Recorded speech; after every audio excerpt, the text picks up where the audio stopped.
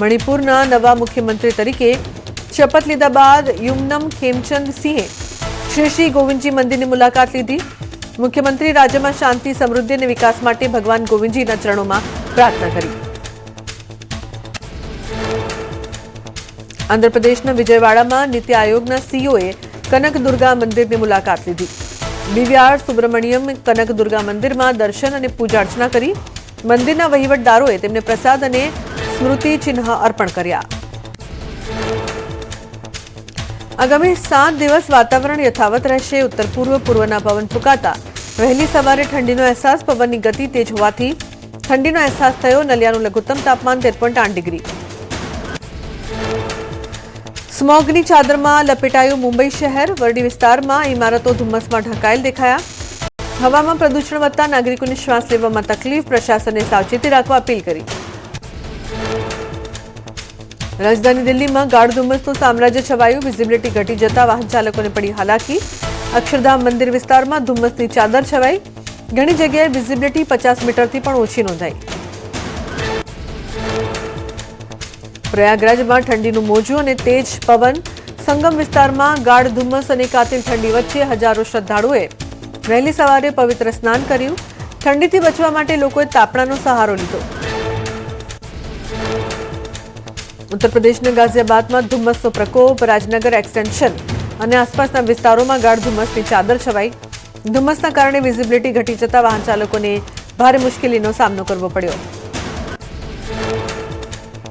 હરિયાણામાં ધુમ્મસ અને ઠંડીનો બેવડો માર। કરનાલમાં વહેલી સવારથી અતિ ગાઢ ધુમ્મસની ચાદર છવાયેલી જોવા મળી। સવારના સમયે વાહન ચાલકોને ફોગ લાઇટનો ઉપયોગ કરી ધીમી ગતિએ મુસાફરી કરવાની ફરજ પડી। હરિયાણામાં શીતલહેર અને ધુમ્મસનો પ્રકોપ યથાવત। અંબાલામાં વ્હાઇટ આઉટ જેવી સ્થિતિ સર્જાઈ। ધુમ્મસના કારણે નજીકના અંતરે જોવું પણ મુશ્કેલ બન્યું। સમગ્ર શહેર જાણે સફેદ ચાદર નીચે ઢંકાઈ ગયું હોય તેવા દ્રશ્યો સર્જાયા।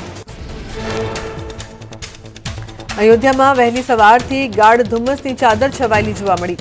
રામ મંદિર અને આસપાસના વિસ્તારોમાં ધુમ્મસની ચાદર છવાઈ।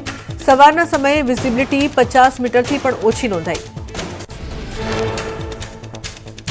મધ્યપ્રદેશના ગ્વાલિયરમાં શીતલહેર અને સ્મોગનું સામ્રાજ્ય યથાવત। ગાઢ ધુમ્મસ અને પ્રદૂષણના કારણે શહેરની વિઝિબિલિટી પર માઠી અસર પડી। સ્મોગના કારણે શ્વાસ લેવામાં તકલીફ અને આંખોમાં બળતરાની ફરિયાદો। ઉત્તર પ્રદેશમાં ધુમ્મસ અને કાતિલ ઠંડીનો કહેર યથાવત। ગોરખપુરમાં વહેલી સવારથી જ કુદરતનો મિજાજ બદલાયો। શહેરમાં ગાઢ ધુમ્મસની ચાદર છવાઈ। ઠંડા પવનોએ કડકડતી ઠંડીનો અનુભવ કરાવ્યો। ઉત્તર પ્રદેશના મથુરામાં હાડ થીજવતી ઠંડી સાથે ધુમ્મસનું સામ્રાજ્ય। દિલ્હી આગ્રા હાઈવે પર ગાઢ ધુમ્મસના કારણે વિઝિબિલિટીમાં ઘટાડો। વિઝિબિલિટી 0 થતા વાહન ચાલકો હેડલાઇટ ચાલુ રાખી ડ્રાઇવિંગ કરવા મજબૂર। કાશ્મીર ખીણમાં શીત લહેરનો પ્રકોપ। કડકડતી ઠંડીમાં દાલ લેક પર સહેલાણીઓની ભીડ। દાલ લેક પર તે પ્રવાસીઓએ શિયાળાની મનમોહક મોસમનો આનંદ માણ્યો। કડકડતી ઠંડી પ્રવાસીઓ માટે આકર્ષણનું કેન્દ્ર બની। જમ્મુ કાશ્મીરમાં ભારે હિમવર્ષા બાદ હવે તાપમાનમાં વધારો થતા સ્થાનિકોને હાશકારો। કાશ્મીર ઘાટીમાં તાપમાન વધતા જનજીવન સામાન્ય। બજારોમાં વધી રહેલ લોકોની ચહેલપહેલ। લોકોના રોજગાર ધંધા ફરી ધમધમતા થયા। તમિલનાડુના થૂથુકુડીમાં કુદરતનો અદ્ભુત નજારો જોવા મળ્યો। થૂથુકુડી બંદર નજીક આવેલ દરિયાઈ ખાડી વિસ્તારમાં પક્ષીઓનો મેળાવડો। હજારોની સંખ્યામાં કાળા રંગના આકર્ષક કોર્મોરન્ટ પક્ષીઓ જોવા મળ્યા।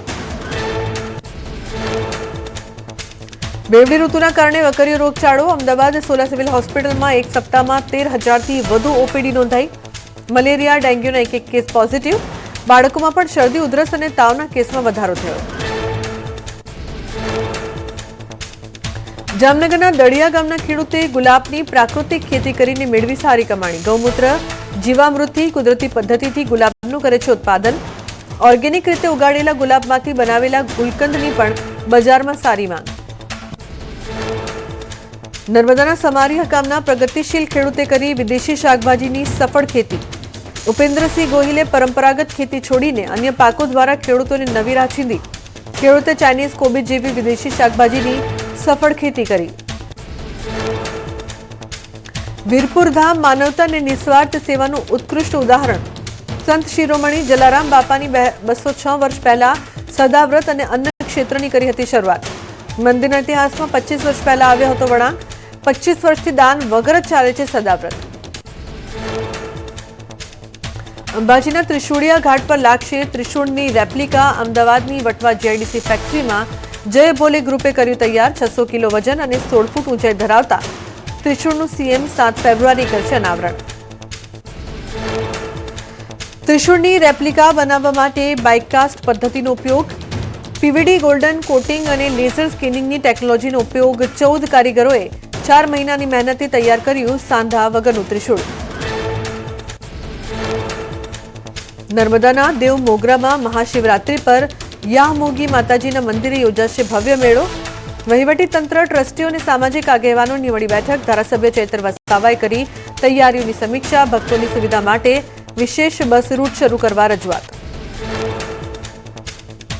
ઓડિશાના પુરીમાં રાષ્ટ્રપતિ દ્રૌપદી મુર્મુએ શ્રી મંદિરની મુલાકાત લીધી.